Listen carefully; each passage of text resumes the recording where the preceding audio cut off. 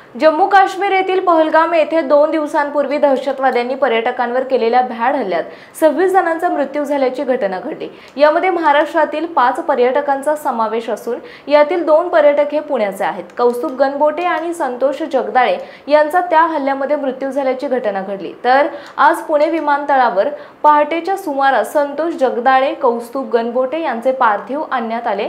त्यानंतर दोघांच्या पार्थिवावर वैकुंठ स्मशानभूमीमध्ये 11 वाजण्याच्या सुमारास अंत्यसंस्कार करण्यात आले। त्यानंतर संतोष जगदाळे यांची कन्या आसावरी जगदाळे यांनी पहलगाम येथे घडलेला घटनाक्रम प्रसार माध्यमांच्या प्रतिनिधींसोबत बोलताना सांगितला आहे। तिकडे एक स्वित्झर्लंड नावाची जागा आहे जिकडे खूप सारे लोक फिरायला येतात। ते उंचावर आहे, साधारण 30-35 मिनिटाचं चढवून जावं लागतं। त्यानंतर ते एक मोकळं पठार येतं जिकडे मागे डोंगर वगैरे आहे। खूप सुंदर अशी जागा आहे। तिथे आम्ही फिरायला गेलो होतो आणि फोटोज वगैरे काढत असताना अचानक फायरिंगचा आवाज यायला लागला डोंगरातून। कळत नव्हतं की काय चाललंय। तर मी लोकांना विचारलं तर कळलं की ते म्हणाले की शेर आता आहे, तो ऐसी फायरिंग होती। तर अचानक लोक पळायला लागले, म्हणजे इकडे तिकडे गर्दी व्हायला लागली, लोक पळायला लागली। तेव्हा आम्हाला कळलं की वरून कुठून तरी फायरिंग होतं। सो तिकडे 2 टेंट्स होते, तर म्हणजे त्याच्या मागे लपण्यासाठी आम्ही त्या टेंट्सच्या मागे जाऊन बसलो। आणि आमच्यासोबत जे आमचे फॅमिली फ्रेंड होते गणबोटे, जे त्या सगळ्यामध्ये माझ्या वडिलांसोबत होते, ते झोपले होते आणि त्यांच्या शेजारी त्यांची बायको, मी, माझे आईवडील आणि आमच्या शेजारी आणखी 2 फॅमिलीज होत्या ज्या आमच्यासोबत बसल्या होत्या। ते लोक पण प्रचंड घाबरली होती। आमच्या ऑपोजिट साईडला एक टेंट होता जिकडे काही लोक लपली होती, तर त्यांच्यातल्या काही लोकांवर फायरिंग झालं। जे फायरिंग करत होते त्यातला जो कोण तो व्यक्ती होता, मग तो आमच्या इथे आला आणि माझ्या वडिलांना उठवलं। त्यांच्यावर पण फायरिंग झालं, म्हणजे तो रागानेच सगळ्यांनी पुरुषांना पकडून मारत होता। माझे जे सोबतचे काका होते गणबोटे, कौस्तुभ गणबोटे, त्यांच्यावर पण फायरिंग झालं। त्यांना पण पकडून गोळी मारण्यात आली। माझ्या वडिलांवर 3 बुलेट्स फायर झाल्या, एक डोक्यात झाली, एक त्यांच्या खांद्याच्या पार्टला छातीजवळ झाली आणि एक कानापासून टचून गेली होती, पण ती लागलीच होती, म्हणजे डीप कट होता तो।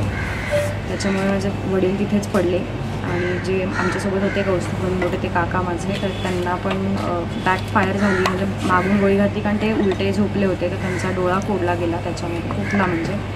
आणि त्यांना अजून बॅकला म्हणजे पाठीवर वगैरे पण त्यांच्यावर फायरिंग झाली। आमच्या शेजारी जे फॅमिलीज होतात त्यातले पण 2 पुरुष त्यांच्यावर पण फायरिंग झाली। असे बरेचसे फॅमिलीजमधले मेन पुरुष लोक होते ज्यांच्यावर फायरिंग झाली आणि ते गेले। सो तिकडनं आम्हाला पळून यावं लागलं, कारण आम्हाला हेल्प हवी होती, तर आम्हाला हेल्प मागण्यासाठी खाली जाणं गरजेचं होतं। सो मी अराऊंड 30 मिनिट्स उतरायला आम्हाला लागले। तिथे एक लोकल जो घोडेवाला होता, तो माणूस चांगला होता, त्याने आम्हाला हेल्प केली। म्हणजे तो थांबला, तो पळून नाही गेला। तो म्हणला की आप हमारी सवारी हो, तो मेरा काम है आपको इधर से नीचे लेके जाना। तो आम्हाला व्यवस्थित त्याने खाली पोहोचवलं। तिथल्या लोकल लोक जेवढी पण तिथे ते घोडेसवारीवाले, तिथे जे टुरिस्ट पॅक्स, म्हणजे त्या राईडसाठी जी पॅकेजेस असतात ते देणारी लोक होते, त्यांनी पण आम्हाला हेल्प केली। मला चक्कर आली होती, तर त्यांनी मला उचलून गाडीतनं हॉस्पिटलाइज करायचं ट्राय केलं। अशी खूप सारी हेल्प तिथे मिळाली। आम्ही जेव्हा उतरत होतो तेव्हा मिलिटरी वर चालली होती, सो आम्हाला माहिती होतं की आमची माणसं तिथनं काढली जातील। साधारण 4:30-5ला आम्ही ऑलमोस्ट म्हणजे हॉस्पिटलमध्ये होतो सगळेजण।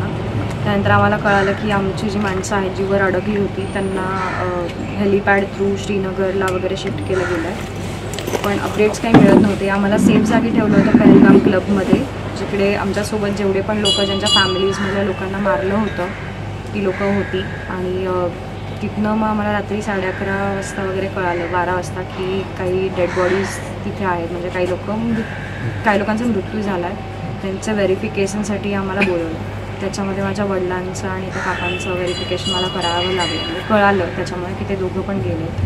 त्यानंतर आम्हाला तिकडनं विथ दोज बॉडीज श्रीनगरला पाठवलं पोस्टमॉर्टमसाठी। आणि पोस्टमॉर्टम झाल्यानंतर ते आम्हाला सगळी प्रोसेस कंप्लीट झाल्यानंतर पुण्याला आमच्या रिस्पेक्टिव्ह जागी पाठवणार होतं। या प्रोसेसला भरपूर वेळ लागला, अराऊंड 24 तासांच्या वर आम्ही या सगळ्या प्रोसेसमध्ये होतो।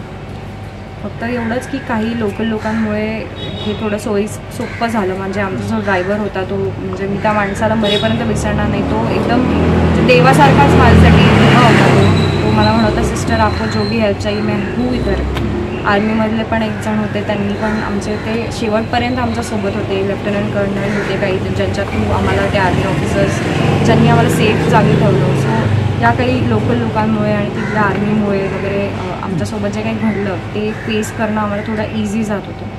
बट ही घटना अशी आहे की जी आम्ही सामान्य लोक ज्यांच्या आयुष्यातले, आता माझे वडील हे एकमेव आधार माझ्या फॅमिलीचा होते, एकमेव कमवणारे व्यक्ती ज्यांच्यावर आमचं पूर्ण घर चालू होतं, ते आता नाही आहेत.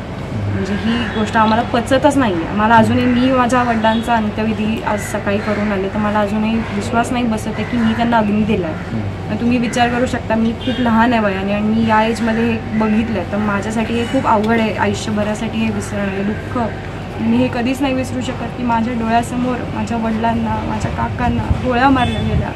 खूप क्रूरतेने जो तो सगळा प्रकार घडला. अशी जी माणसं करतात ती माणसं नाहीच आहेत, ती राक्षस आहेत. ती माणसं असूच शकत नाही. कुठलाही माणूस इतका क्रूर नसतोच की तो इतक्या वाईट वृत्तीने एखाद्या व्यक्तीला मारेल. त्यामुळे माझी अशी विनंती आहे की ह्याच्यावर काहीतरी ॲक्शन घ्यावी सरकारने. आणि आता आमचं तर पूर्ण सगळं संपलं आहे, तर आम्हाला पण त्यांच्याकडून योग्य ती मदत मिळावी. पण तिथे जेव्हा ही घटना घडली तेव्हा हल्ला करणारे एकूण किती लोक होते, त्यांचा एकूण पेहराव कसा होता, शस्त्र कोणती दिसत होती, किती लोक होते आणि कशा पद्धतीने ते आले आणि सगळं हे घडलं? ते पहाडीतूनच आले, म्हणजे जिथे खूप उंच उंच झाडं होती तिकडूनच ते आले. ॲक्च्युली आम्हाला कळलं जेव्हा ते आमच्या जवळ आले, त्यामुळे ते एक्झॅक्टली कुठून आले नाही सांगू शकत, कारण आम्ही तो पूर्ण ओपन मैदान आहे, तर चारी बाजूला लोकांच्या डेड बॉडीज पडल्या होत्या. सो म्हणजे गेटवर जिकडनं एंट्री करतो तिकडे एक माणूस पडलेला होता, जिथे ते म्हणजे ते रोपवेसारखं एक ते स्पोर्ट असतात तिकडे ते लोक जे करत होते तिथे काही लोक पडलेली होती. तिकडे खायचे स्टॉल्स होते, तिथे काही लोकांना मारलं गेलं होतं. आता आम्ही जिथे थांबलो होतो ते स्टॉल्स होते लोकल लोकांचे, जिथे कपडे ते भाड्याने देतात शूटिंग करण्यासाठी. तिथे काही लोक आमचं, तर जसं माझेच वडील होते तिथे, तर असं सांगू नाही शकत की ते एक्झॅक्टली कुठून आले. फक्त ते पळत जाताना पहाडी टुवर्ड्स गेले एवढं मी सांगू शकतो. आता तिथे वर अजून काही स्पॉट्स आहेत.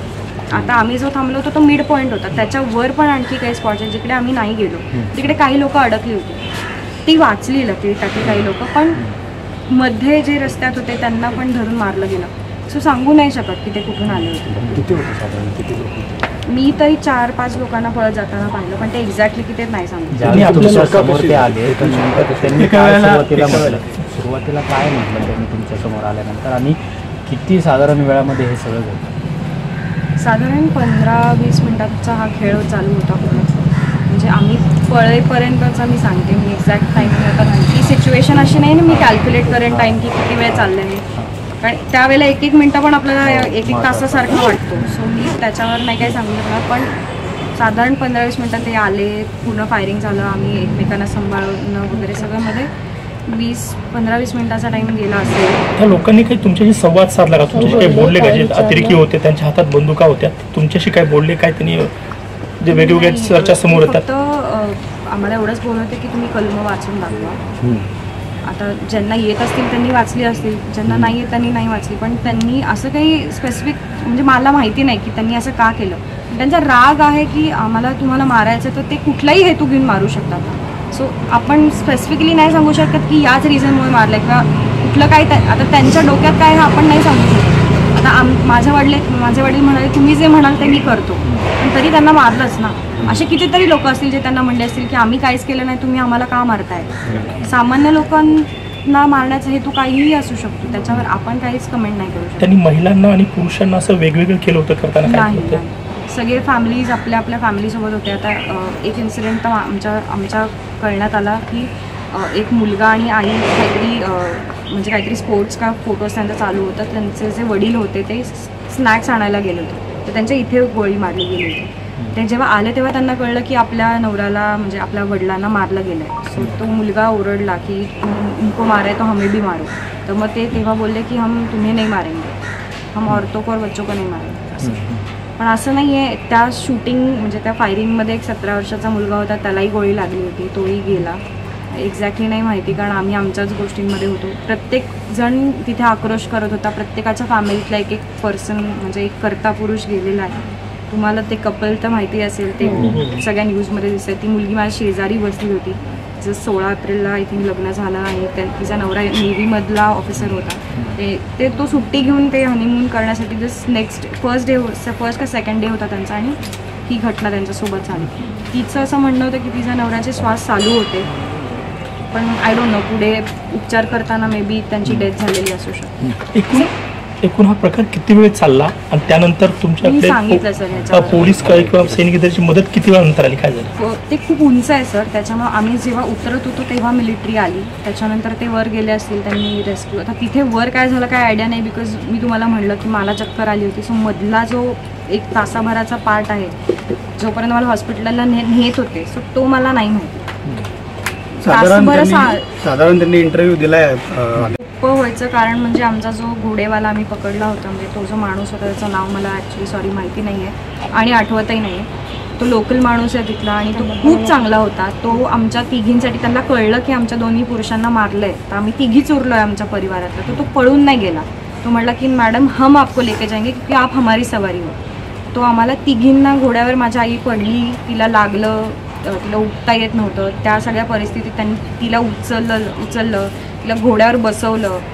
माझ्यासोबत ज्या काकू होत्या त्या पूर्ण रक्ताने एका साईडने भरल्या होत्या, कारण त्यांच्या जे गणबोटे कौस्तुभ गणबोटे होते त्यांचं जे काही रक्त होतं, माझ्या वडिलांचं जे काही रक्त, ते पूर्ण आमचं पूर्ण अंग रक्ताने वगैरे चिखलानी पूर्ण भरलेलं होतं. त्या अवस्थेत त्यांनी आम्हाला बसवलं घोड्यावर आणि तो तिकडनं आम्हाला खाली आमच्या ड्रायव्हरपर्यंत घेऊन गेला की आप अभी देखो इधर तक मैं लेके आयो.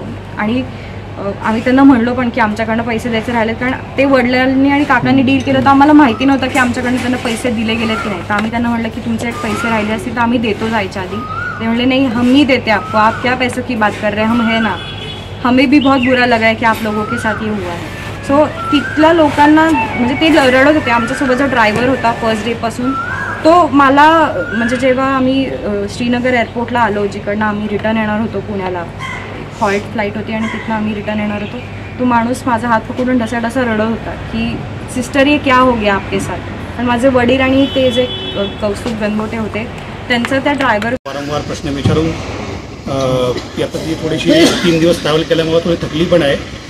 माझी सरकारला विनंती आहे की जास्तीत जास्त त्यांनी भरपाई नंदाळे कुटुंबियांना द्यावी. मी संतोष नावाळे मित्र म्हणून त्यांच्या परिवाराचे कुटुंबांच्या वतीने मी सांगतो की त्यांना जास्तीत जास्त भरपाई मिळाली, कारण हा उमेदीचा काळ त्यांचा होता. अनेक स्वप्न त्यांची राहिली होती पुढच्या 10 वर्षामध्ये, ती पूर्ण करायची होती. अनेक वेळा ते सौरीचं लग्न करायचे आणि नंतर आपल्याला सेटल व्हायचं आहे, त्याला पुढं असं करायचं आहे, बरंच प्लॅनिंग त्यांचं चालू असायचं आमच्याबरोबर मित्रांबरोबर. ते कुठंतरी टप्प्यावर अर्धवट थांबलेलं आहे. त्यामुळं तिच्या परमिशनने मी तुम्हा सर्वांना नंदाळे कुटुंबियासाठी भरपाईची मागणी करतो.